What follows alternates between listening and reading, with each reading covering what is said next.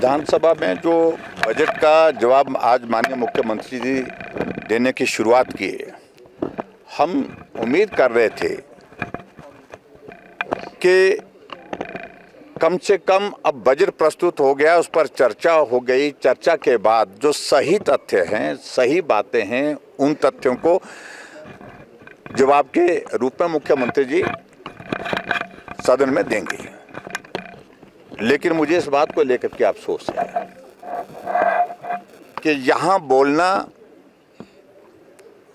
और इस तरह से मुख्यमंत्री को ठीक बात कहना,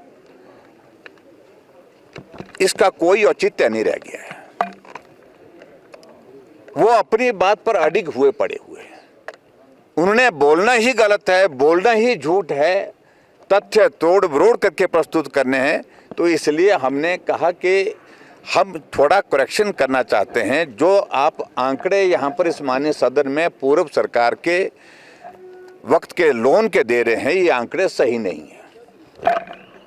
अगर सही मायने में मुख्यमंत्री चाहते कि उनके जवाब को विपक्ष सुने और प्रदेश भी सुने, तो उनको तुरंत अवसर देना चाहिए था, मौका देना चाहिए था, तुरंत बैठना चाहिए था और हमें बोलने का मौका देना चाहिए था। जब विपक्ष की ओर से मैंने बजट पर चर्चा की शुरुआत की, 4 बार मुख्यमंत्री उठे, जबकि उनको जवाब देना था, बाद में भी दे सकते थे। लेकिन हमारी स्पीच को इंटरप्ट करना, डिस्टर्ब करना, उस सारी चीज के लिए योजनाबद्ध तरीके से बीच बीच में उठते रहे। आज जब हमने सिर्फ एक बार उठ करके बात कहने की कोशिश की कि जो आंकड़े आप प्रस्तुत कर रहे हैं ये सही नहीं है, उनको इस बात को लेकर के जानकारी होनी चाहिए। जो वो आंकड़े प्रस्तुत कर रहे हैं कि जो लोन के रूप में भारतीय जनता पार्टी की सरकार ने जो पैसा लिया था, उसका ऋण और किस्तें अदा करने के लिए उनको पैसा जो है देना पड़ा।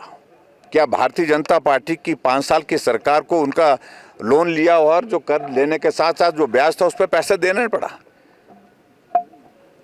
38,500 करोड़ रुपए भारतीय जनता पार्टी की सरकार ने कांग्रेस की सरकार का जो ऋण लिए हुआ था उसकी किस्तें अदा करने, उसका ब्याज अदा करने पर खर्च किया है।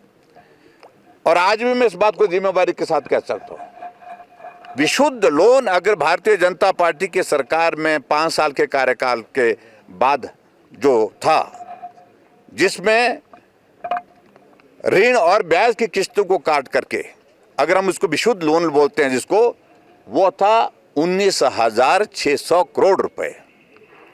वो अगर आप कैलकुलेट करना चाहें तो उसको कैलकुलेट भी कर सकते हैं।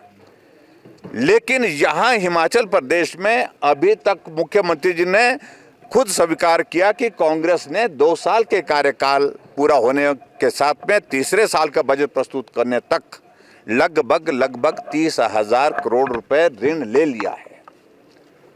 तो अभी तक का हिमाचल प्रदेश का जो ऋण लेने का जो क्रम है, सबसे तेज गति से सबसे ज्यादा अगर ऋण लिया है, अगर 1 लाख करोड़ का ऋण पार हो रहा है कांग्रेस के इस बजट सत्र के समाप्त होने के साथ साथ में, तो उसमें 30% लोन जो जब से हिमाचल प्रदेश बना है, और शुरू मैं कह रहा हूं कि 93 के बाद लोन की शुरुआत की कांग्रेस ने, उसके बाद जो सारा लोन था उसमें से 30% लोन का सिर्फ जो है लक्ष्य जो है वो सुक्खू जी की सरकार ने पूरा किया। यानी कि 30% से ज्यादा लोन इन्होंने लिया है।